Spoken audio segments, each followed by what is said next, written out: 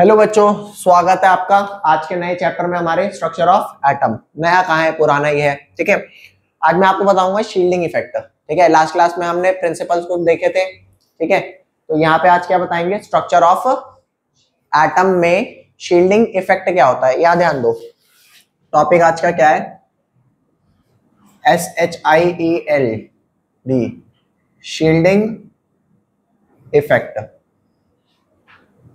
इस shielding effect का एक और नाम है क्या, स्क्रीनिंग। क्या नाम है गाइस, स्क्रीनिंग इफेक्ट। मतलब चाहे आप शील्डिंग इफेक्ट बोलो चाहे आप स्क्रीनिंग इफेक्ट बोलो, आप सेम वर्ड यूज कर रहे हो। ठीक है, तो यहां पर मैं क्या करता हूं, वैसे तो हमें पता है कि न्यूक्लियस के अराउंड शेल नाम की चीज नहीं होती, लेकिन फॉर द टाइम बीइंग मैं शेल को इमेजिन कर लेता हूं। यहाँ पर सबसे पहले कौन सी के शेल होती है, फिर कौन होता है एल शेल, फिर कौन होता है एम शेल, फिर उसके बाद कौन होता है एन शेल। तो ये मैंने यहाँ पे लिख लिया क्या, के शेल, ये आपका एल शेल, एम शेल और एन शेल। आप सारे बच्चे जानते हो के शेल में 1s ऑर्बिटल होता है और एल में कौन होता है 2s और 2p, फिर इसमें कौन होता है 3s, 3p, 3d, फिर यहाँ कौन होता है 4s, 4p, 4d, 4f। ये सारे आप जानते हो। ठीक है, जब आपके इलेक्ट्रॉन फिल होते हैं, मेरी बात सुनना, क्या जब आपके इलेक्ट्रॉन फिल होते हैं तो ऑब्वियस सी बात है सबसे ज्यादा अट्रैक्टेड इलेक्ट्रॉन्स कौन से होंगे, जो सबसे पास है। और दूर वालों पे क्या होगा, दूर वाले दूर हो जाएंगे, लॉन्ग डिस्टेंस हो जाएगा ना गाइस, और लॉन्ग डिस्टेंस में अट्रैक्शन कम हो जाती है। तो यहाँ पर ध्यान देना, जो न्यूक्लियस में ये 1s में जो इलेक्ट्रॉन भरे होंगे ना, ये सबसे ज्यादा अट्रैक्टेड होंगे।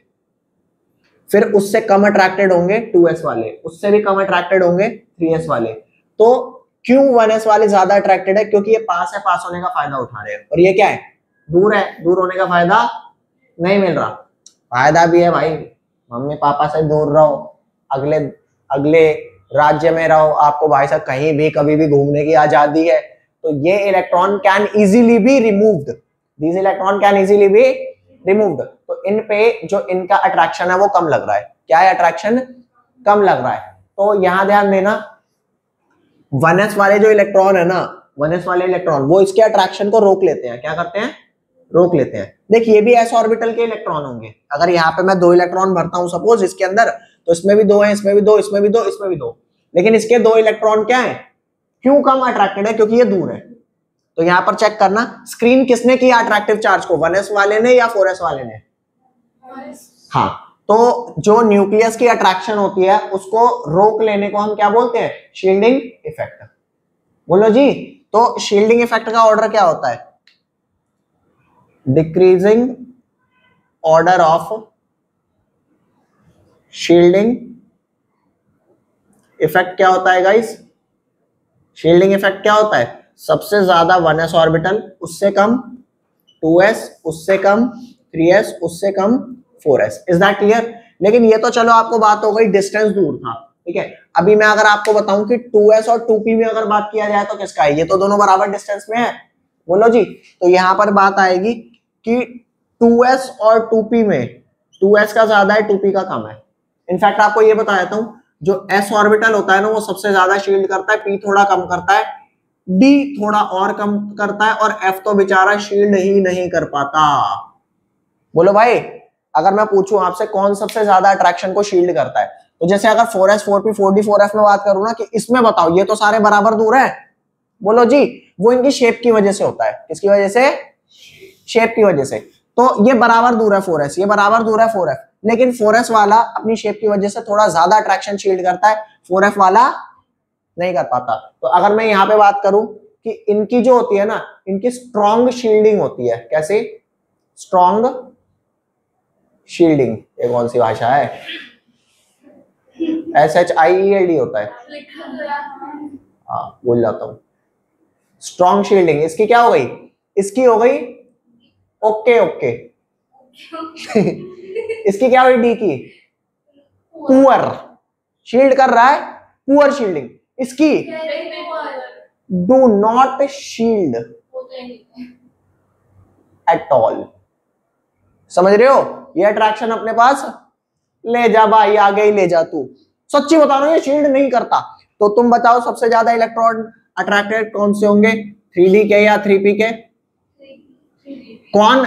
न्यूक्लियस की जो अट्रैक्शन होती है ना, जो इलेक्ट्रॉन्स फील करते हैं उसे बोलते हैं न्यूक्लियर चार्ज। क्या बोलते हैं? Nuclear charge. तो यहाँ पे लिखो न्यूक्लियर चार्ज क्या होता है। यहाँ पे तो 3p की ज्यादा हो गई ना। न्यूक्लियर चार्ज क्या होता है गाइस? न्यूक्लियर चार्ज होता है the attractive force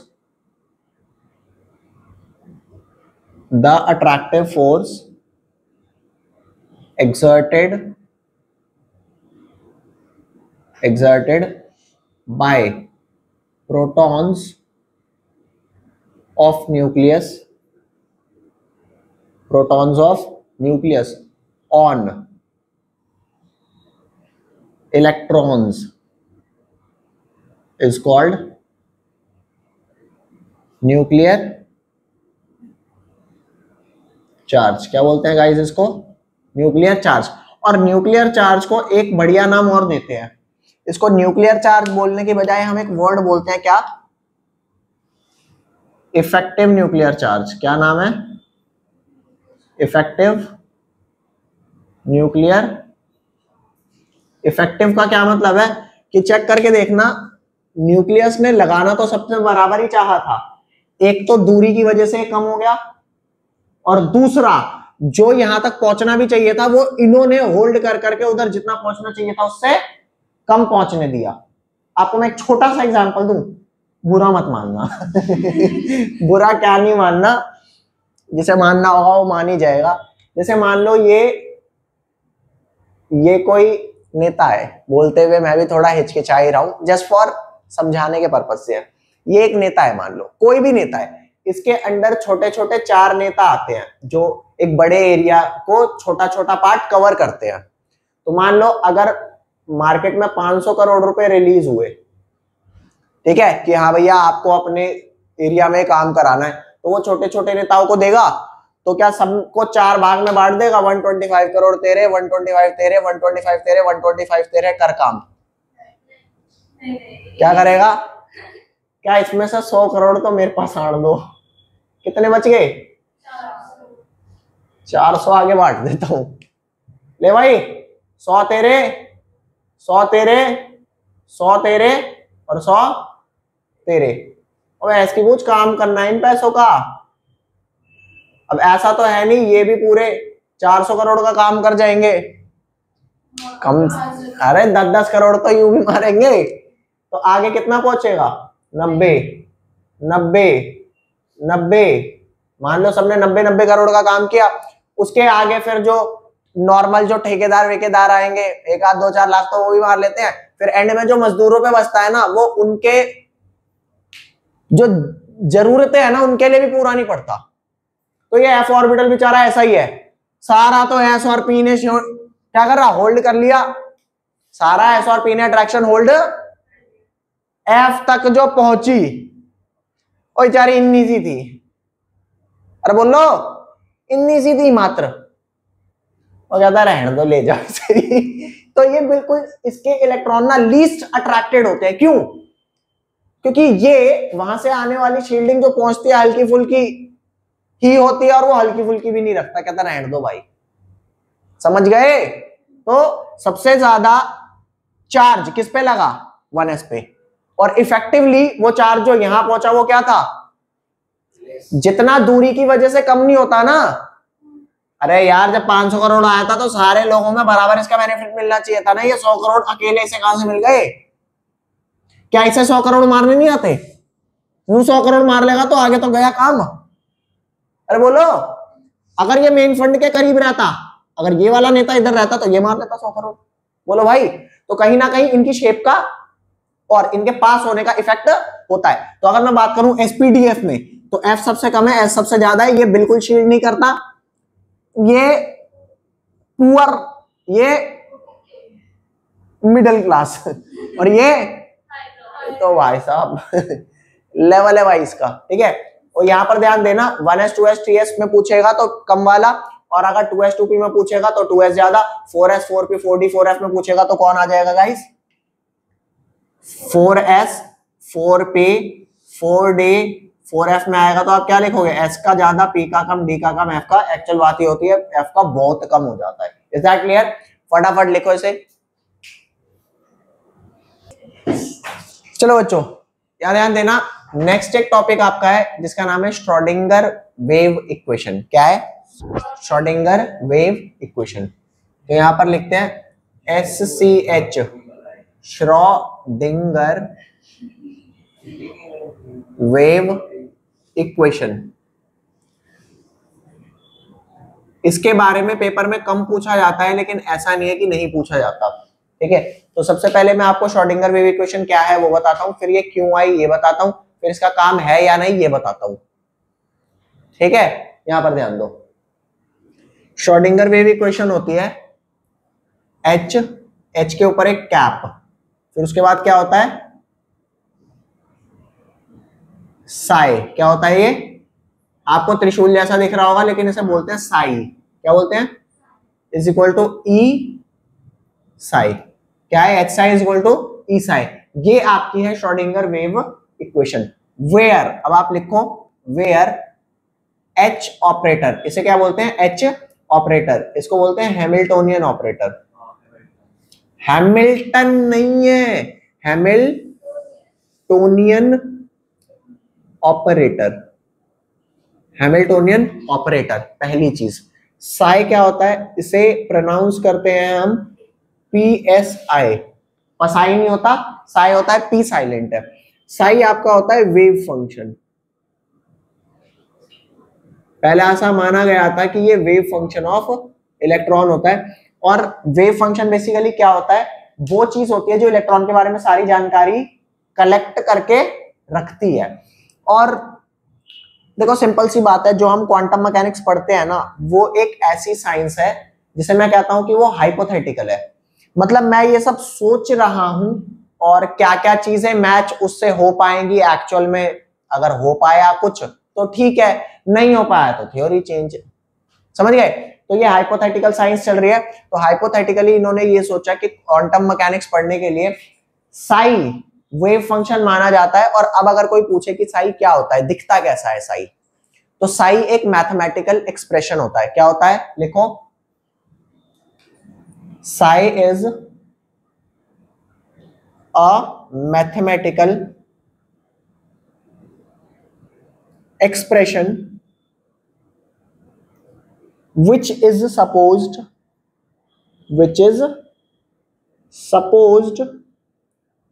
to contain important information regarding electron. और इलेक्ट्रॉन कहाँ है, क्या एनर्जी है वगैरह, ये सारी चीजें हम मानते थे कि साई में कंटेन होती है। But in reality psi has no physical significance. ये प्रूव हो चुका है। मैंने क्या बोला? साई कैसा दिखता है? साई एक मैथमेटिकल एक्सप्रेशन होता है। आपने 6th क्लास से ये सब एक्सप्रेशन देखने चालू कर दिए होंगे। जैसे कि आपने ये पॉलिनोमियल देखा होगा, px is equal to 3x plus 3, ये सब आपने देखा होगा ना। 4x माइनस 2/7 ये देखा होगा। या फिर आपने और polynomial 4x square plus 3x plus 1 ये सब देखा होगा। अरे बोलो, तो ये मैथमेटिकल एक्सप्रेशंस है ना, इक्वल टू 0 हटा देते हैं। ये क्या है? ये सब मैथमेटिकल एक्सप्रेशन। हम ये मानते थे कि हम एक ऐसी इक्वेशन बनाएंगे जिस इक्वेशन में इलेक्ट्रॉन की सारी जानकारी होगी कि वो कहां मिलता है, कहां नहीं मिलता। Is that clear? बाद में ये पता लगा यार साई हमने बना तो दिया पर किसी काम का नहीं है। एग्जांपल दूं, जैसे आप अपना एक शेड्यूल बना देते हो, सुबह 6 o'clock आंख खुलेगी, 6:30 तक ब्रश वश कर लूंगा, फिर 6:30 से 7:30 पढ़ूंगा, फिर 7:30 से 8 नहा धो करके, फिर 8 से 8:30 खाना खा के 8:30 से दोबारा 10:30 तक पढ़ूंगा। बीच में हाफ एन आवर का ब्रेक आता है आपके। समझ रहे हो? आप ऐसे ही तो बनाते हो, किसी काम का होता है। तो जैसे वो फॉलो होता है वैसे ही तुम्हारा साई की इंपॉर्टेंस फॉलो हो रही है। घंटा कोई इंपॉर्टेंस नहीं है ना इसकी और ना तुम्हारे उस टाइम टेबल की, क्योंकि वो इतना हेक्टिक बनाया जाता है कि उसे कोई नहीं फॉलो कर सकता। तो मेरी बात सुनो, इन्होंने माना था साई क्या है। आपसे कोई पूछे, मैं कहता हूं आप एक घंटा कुछ नहीं समझ में आ रहा, आपसे कोई पूछेगा साई क्या है, आप बोलोगे it is a mathematical expression जो माना जाता है क्या कंटेन कर रहा होगा, इंफॉर्मेशन रिगार्डिंग इलेक्ट्रॉन। ठीक है, दिखता कैसा है भाई, बता तो दो कैसा दिखता है, कुछ ऐसा कुछ ऐसा कुछ ऐसा। मैं ये नहीं कह रहा एक्स ही वेरिएबल है, हो सकता है 2 वेरिएबल हो सकता है 3 वेरिएबल हो सकता है क्वाड्रेटिक इक्वेशन हो सकता है लीनियर हो। अरे मुझे नहीं पता, दिखता ऐसा ही है।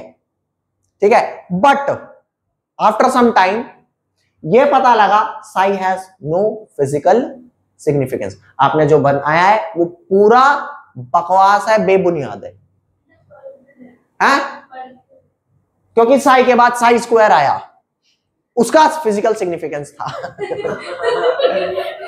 अरे इसमें हंसने वाली क्या बात है, यहां ध्यान दो। तो लिखना भाई, लेटर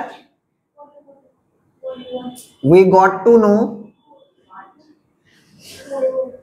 अरे बोलो, later we got to know that psi has, उसके बाद से हमें बस ये त्रिशूल ही दिखाई पड़ता है। काम धंधा नहीं है तेरा कोई, ठीक है भैया है? अरे यार वो तो कंप्यूटर वाले में होते हैं। अब ऐसे हम यही बनाएंगे, साइड में एच और एच नहीं बनाएंगे। तो we got,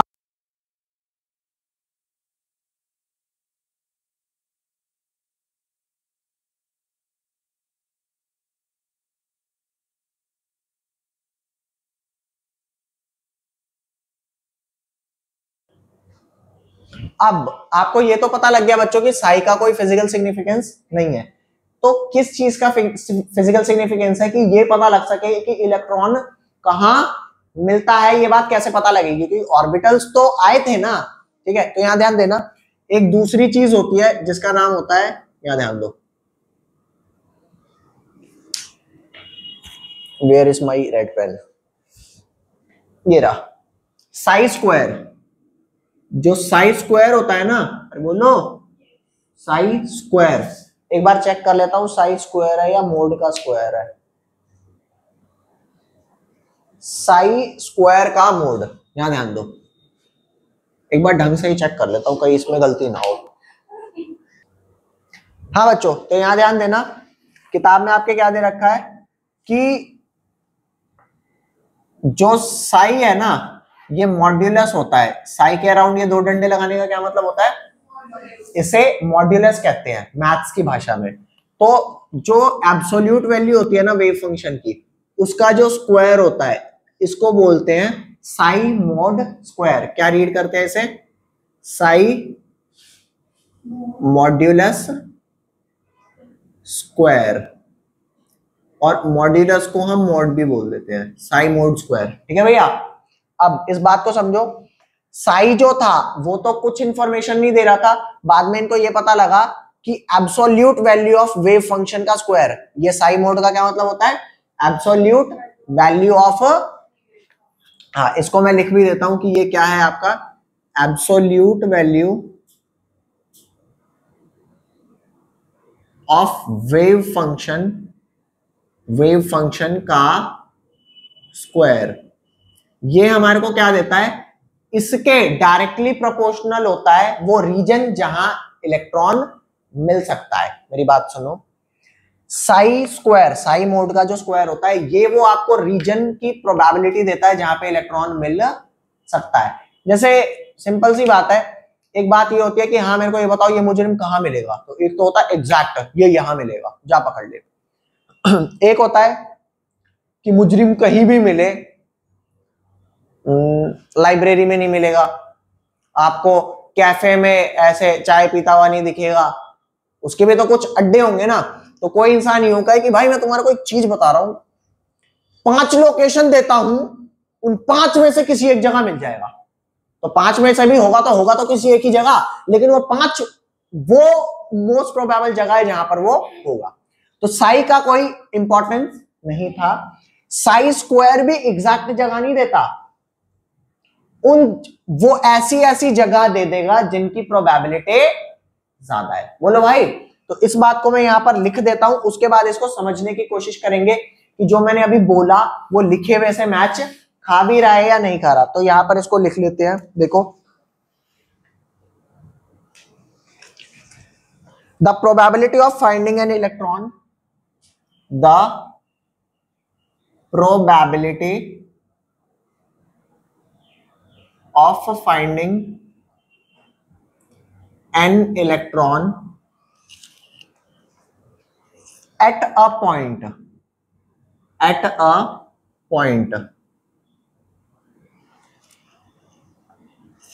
within an atom is proportional to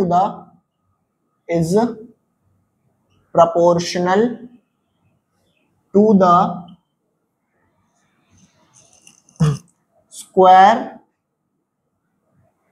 of the